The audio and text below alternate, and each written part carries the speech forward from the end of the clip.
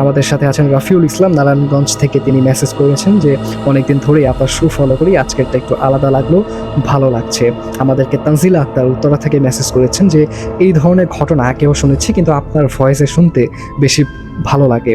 আমাদের সাথে আরও আছেন সাব্বির হোসেন মিরপুর থেকে। তিনি লিখেছেন, ভাই রাতে ঘুমানোর আগে আপনার শোটা শুনতে ভালো লাগে, কিন্তু পরে একটু ভয়ও লাগে।